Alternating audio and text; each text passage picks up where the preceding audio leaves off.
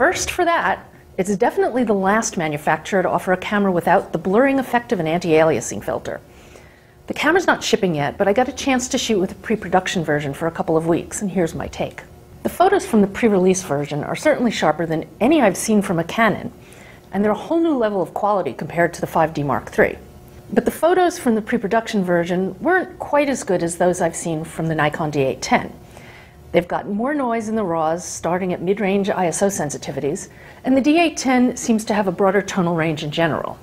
The Canon does offer a fine detail picture style that enhances sharpness and helps with photos at about ISO 800 and higher, but that mode also increases artifacts.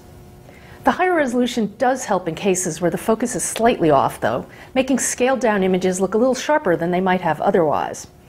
Plus, the 5DSR did a little better than the Nikon when it came to moiré.